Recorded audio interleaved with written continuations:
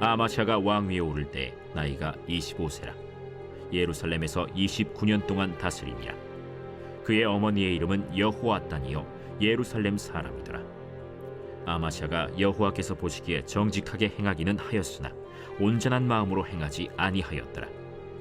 그의 나라가 굳게 섬에 그의 부왕을 죽인 신하들을 죽였으나 그들의 자녀들은 죽이지 아니하였으니 이는 모세의 율법책에 기록된 대로 함이라.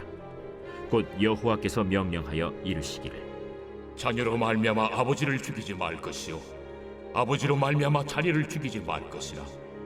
오직 각 사람은 자기의 죄로 말미암아 죽을 것이리라. 아마샤가 유다 사람들을 모으고 그 여러 족속을 따라 천부장들과 백부장들을 세우되 유다와 베냐민을 함께 그리하고 20세 이상으로 계수하여 창과 방패를 잡고 능히 전장에 나갈 만한 자 30만 명을 얻고 또 은 100달란트로 이스라엘 나라에서 큰 용사 10만 명을 고용하였더니 어떤 하나님의 사람이 아마샤에게 나와서 이르되 왕이여, 이스라엘 군대를 왕과 함께 가게 하지 마옵소서. 여호와께서는 이스라엘 곧 온 에브라임 자손과 함께하지 아니하시나니 왕이 만일 가시거든 힘써 싸우소서. 하나님이 왕을 적군 앞에 엎드러지게 하시리이다. 하나님은 능히 돕기도 하시고 능히 패하게도 하시나이다 하니 아마샤가 하나님의 사람에게 이르되 내가 100달란트를 이스라엘 군대에게 주었으니 어찌할까? 여호와께서 능히 이보다 많은 것을 왕에게 주실 수 있나이다. 아마샤가 이에 에브라임에서 자기에게 온 군대를 나누어 그들의 고향으로 돌아가게 하였더니 그 무리가 유다 사람에게 심히 노하여 분연히 고향으로 돌아갔더라.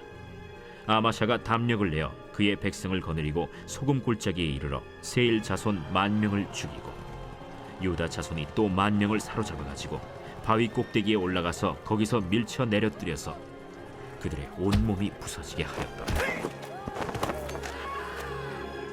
아마샤가 자기와 함께 전장에 나가지 못하게 하고 돌려보낸 군사들이 사마리아에서부터 벳호론까지 유다 성읍들을 약탈하고 사람 3,000명을 죽이고 물건을 많이 노력하였더라. 아마샤가 에돔 사람들을 죽이고 돌아올 때에 세일 자손의 신들을 가져와서 자기의 신으로 세우고 그것들 앞에 경배하며 분향한지라. 그러므로 여호와께서 아마샤에게 진노하사 한 선지자를 그에게 보내시니 그가 이르되 저 백성의 신들이 그들의 백성을 왕의 손에서 능히 구원하지 못하였거늘 왕은 어찌하여 그 신들에게 구하나이까? 선지자가 아직 그에게 말할 때 왕이 그에게 이르되 우리가 너를 왕의 모사로 삼았느냐 그치라. 어찌하여 맞으러 아니냐? 선지자가 그치며 이르되 왕이 이를 행하고 나의 경고를 듣지 아니하니 하나님이 왕을 멸하시기로 작정하신 줄 아노라. 유다 왕 아마샤가 상의하고 예후의 손자 여호아하스의 아들 이스라엘 왕 요아스에게 사신을 보내어 이르되 오라, 서로 대면하자. 이스라엘 왕 요아스가 유다 왕 아마샤에게 사람을 보내어 이르되 레바논 가시나무가 레바논 백향목에게 전가를 보내어 이르기를 내 딸을 내 아들에게 주어 아내로 삼게 하라 하였더니 레바논 들짐승이 지나가다가 그 가시나무를 짓밟았느니라. 내가 에돔 사람들을 쳤다고 내 마음이 교만하여 자긍하는도다. 내 궁이나 있으라. 어찌하여 화를 자초하여 너와 유다가 함께 망하고자 하느냐? 하나 아마샤가 듣지 아니하였으니 이는 하나님께로 말미암은 것이라. 그들이 에돔 신들에게 구하였으므로 그 대적의 손에 넘기려 하심이더라. 이스라엘 왕 요아스가 올라와서 유다 왕 아마샤와 더불어 유다의 벳세메스에서 대면하였더니 유다가 이스라엘 앞에서 패하여 각기 장막으로 도망한지라.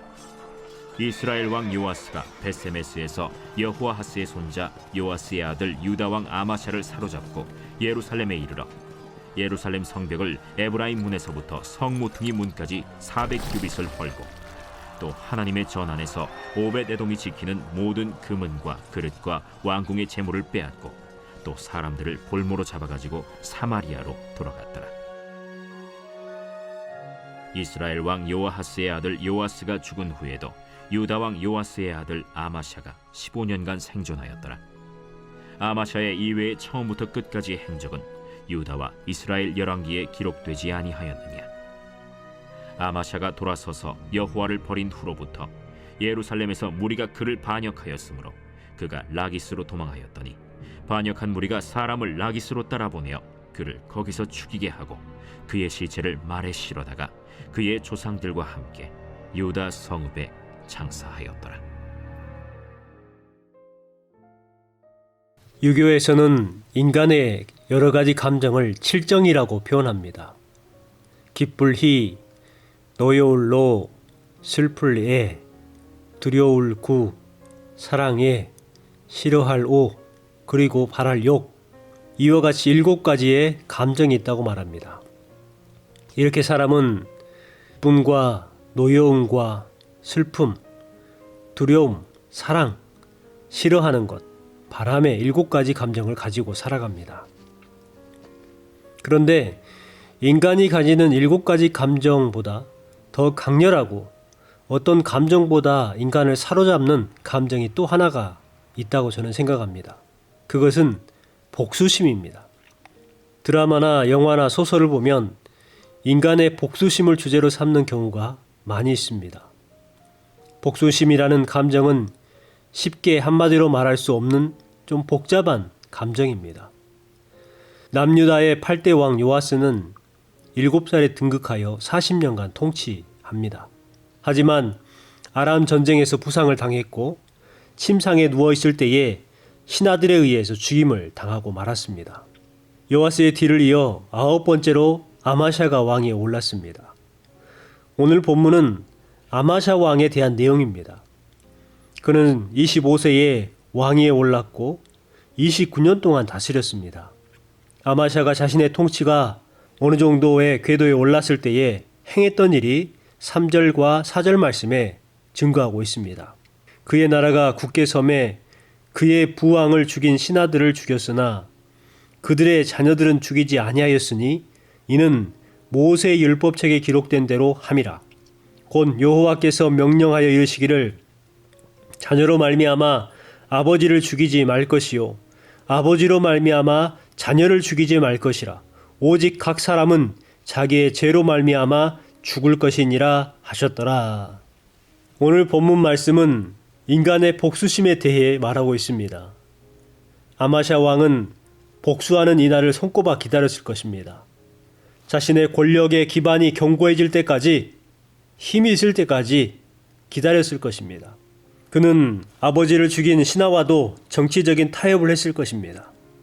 그들 앞에서 웃었을 것이고 그리고 그들과 함께 했을 것입니다. 그러나 그의 마음 가운데는 복수의 마음이 있었습니다. 그렇게 복수의 날을 기다렸다가 드디어 때가 오자 복수를 한 것입니다. 그런데 아마샤 왕은 복수할 때에 복수심 때문에 고삐를 풀린 말처럼 이리저리 날뛰지 않았습니다. 아마샤 왕의 복수심은 하나님의 율법에 의해 제어가 되었고 조절이 되었습니다. 4절 첫 부분을 보면 이렇게 말씀하고 있죠. 그들의 자녀들은 죽이지 아니하였으니 아버지의 복수를 하면서 그 복수심의 대상을 신하들의 자녀들까지 얼마든지 확대될 수 있는 권력이 있었습니다. 그런데 아마샤 왕은 복수의 칼날을 신하들의 자녀들에게 향하지 않았어요. 아마샤 왕이 왜 그렇게 했겠습니까? 4절 말씀에 이렇게 기록합니다. 그들의 자녀들은 죽이지 아니하였으니 이는 모세의 율법책에 기록된 대로 함이라. 아마샤 왕은 복수를 하면서도 모세의 율법에 따랐습니다. 아마샤 왕이 따른 모세의 율법이 무엇인가? 여호와께서 명령하여 이르시기를 자녀로 말미암아 아버지를 죽이지 말 것이요 아버지로 말미암아 자녀를 죽이지 말 것이라. 오직 각 사람은 자기의 죄로 말미암아 죽을 것이니라. 이 말씀은 신명기 24장 16절 말씀에 나오는 말씀입니다. 복수심을 제어하라는 말씀이죠. 사람들은 얼마든지 그의 자녀의 죄로 인해 그 자녀의 아버지를 죽일 수 있습니다. 동시에 아버지의 죄로 인해서 그 자녀를 얼마든지 죽일 수 있습니다. 왜냐하면 인간의 복수심은 제어되지 않기 때문에 그래요. 만일 내가 다른 사람으로부터 억울하게 한 대 맞았다고 생각해 보시기 바랍니다. 그러면 내가 나를 때린 사람에게 복수할 기회가 생긴다면 우리는 어떻게 하겠습니까? 사람은 내가 맞은 만큼 그대로 돌려주지 않습니다. 사람은 그 이상으로 돌려주려고 싶은 마음, 복수심에 사로잡히게 됩니다. 한 대가 아니라 두세 대. 그렇게 때리고 싶은 마음일 거예요. 그리고 만일 한 대만 때리라고 해도 더 강하게, 강력하게 때리고 싶을 것입니다. 언제나 복수할 때에 내가 받은 것 이상으로 돌려주고 싶어 합니다. 그것이 타락한 인간의 실상이에요. 이런 복수심은 우리들 모두에게 잠재되어 있습니다. 그런데 모세의 율법은 인간의 복수심을 제어합니다.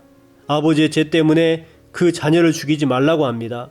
구약의 율법은 인간의 복수를 허락하지만 최소한의 복수만 허락하고 있는 것을 알 수가 있어요. 왜냐하면 인간은 복수를 하다가 선을 넘어버립니다. 선을 넘고 죄를 지을 수 있기 때문에 모세의 율법은 인간의 복수심을 제어하라고 이야기하고 있습니다. 결국 그 사람을 보호하기 위해서 그렇게 제정해 놓은 것입니다. 오늘 본문의 아마샤 왕은 모세의 율법을 따랐기 때문에 자신의 복수심을 제어할 수 있었습니다. 하나님의 말씀을 선택한 것입니다. 오직 의로우신 하나님만이 우리의 억울함을 정당하게 풀어줄 수 있습니다. 하나님께서 말씀하셨습니다. 원수 갚는 것이 내게 있으니 내가 갚으리라. 여러분 마음 가운데에 복수심이 있고 분노가 있다면 그 모든 것들을 다 내려놓으시기 바랍니다.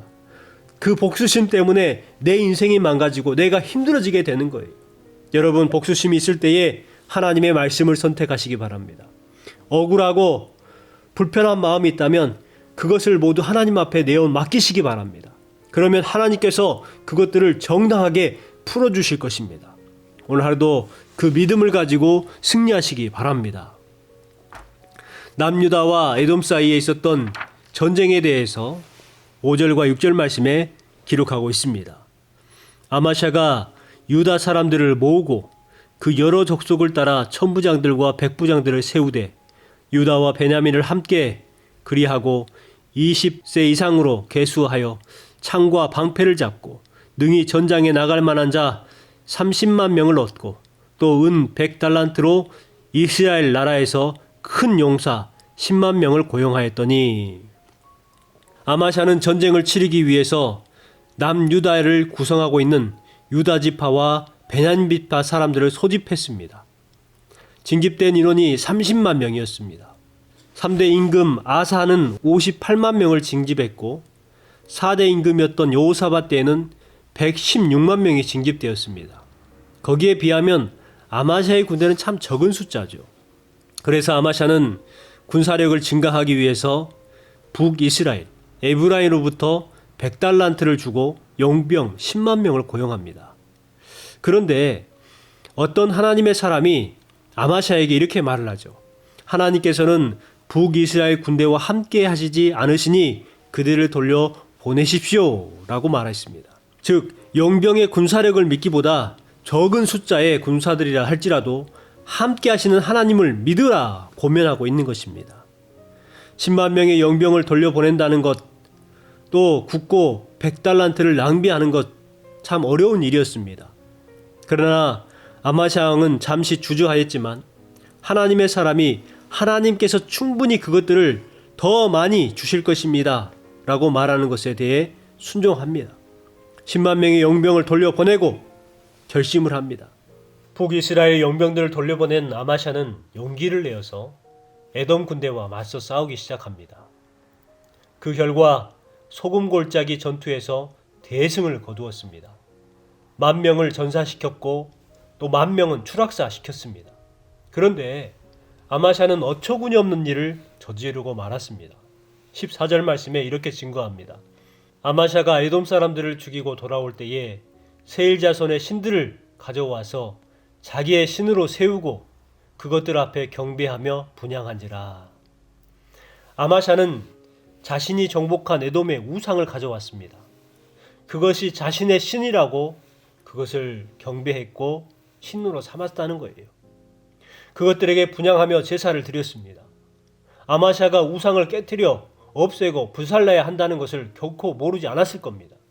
당시에 전쟁에서 패한다는 것은 자신들이 섬기는 신이 상대방 신에 비해 능력이 모자라기 때문에 패하는 거예요. 하지만 아마샤는 거꾸로 패한 나라의 신을 자신의 하나님으로 받아들이고 있는 무지한 모습을 보게 됩니다.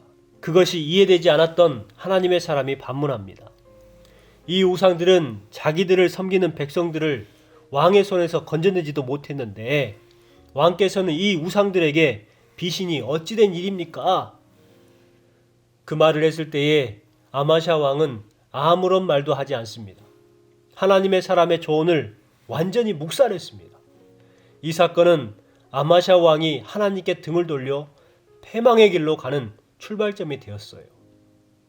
이후에 아마샤는 북이스라엘의 12번째 임금이었던 요아스와 전쟁을 치르게 됩니다.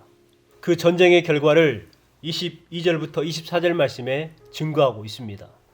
유다가 예루살렘 앞에서 피하여 각기 장막으로 도망한지라 이스라엘 왕 요아스가 벳세메스에서 요아하스의 손자 요아스의 아들 유다 왕 아마샤를 사로잡고 예루살렘에 이르러 예루살렘 성벽에 에브라임 문에서부터 성 모퉁이 문까지 400규빗을 헐고 또 하나님의 전 안에서 오베데돔이 지키는 모든 금은과 그릇과 왕궁의 재물을 빼앗고 또 사람들을 골모로 잡아가지고 사마리아로 돌아갔더라.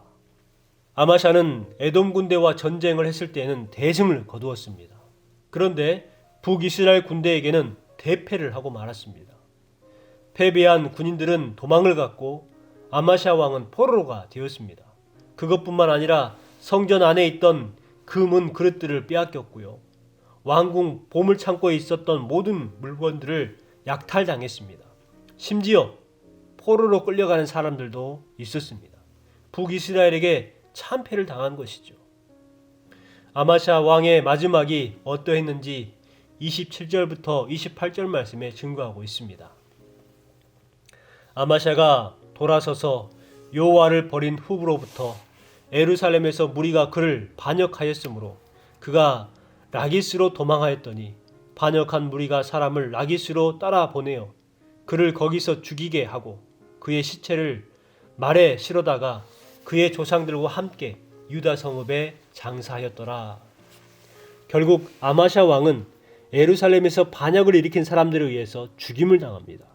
아마샤는 예루살렘의 서남쪽 약 40km 떨어진 라기스라는 곳에까지 도망을 갔지만 소용이 없었어요. 남유다 왕 중에 백성들의 반란에 의해서 쫓겨나거나 죽임을 당한 사람은 아마샤가 유일합니다. 그가 이런 결과를 맞이할 수밖에 없는 길로 가게 된 것이 언제부터인가? 27절 말씀에 이렇게 말씀합니다. 아마샤가 돌아서서 여호와를 버린 후로부터 라고 분명히 말씀하고 있죠. 아마샤가 하나님을 등지니 하나님께서도 그로부터 등을 돌리셨고 백성들도 그에게 등을 돌렸습니다. 그래서 그의 인생은 버림을 받았고 외면당하는 생애가 되고 말았습니다. 오늘 말씀을 통해서 한 가지 마음에 새겨야 할 것이 있습니다. 바른 신앙은 점이 아니라 선이라는 것입니다. 요아스와 아마샤는 점의 신앙인이었습니다. 한때 하나님의 말씀을 지켰고 한때 하나님께 순종했습니다. 하지만 그것이 평생 이어지는 선의 신앙이 되지 못했고 그들은 모두 그 비극적인 결말을 맞고 말았습니다. 우리의 신앙은 어떻습니까?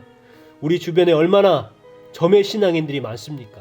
한때 주님을 위해서 살았고 한때 헌신했다. 한때 열심히 신앙생활했다라고 말하는 사람들이 얼마나 많습니까? 지금은 하나님께 등을 지고 있는 분들이 얼마나 많냐는 거예요. 하나님의 살아계심을 믿는 사람은 자신의 뿌리를 뽑았다가 심었다는 점신앙인으로 살지 않습니다. 하나님의 살아계심을 믿는 사람은 하나님께 믿음의 뿌리를 심고 절대로 뽑히지 않습니다. 그리고 결국 열매를 맺습니다. 여러분, 우리가 점의 신앙인이 아니라 선의 신앙인으로 살아가기를 소망합니다.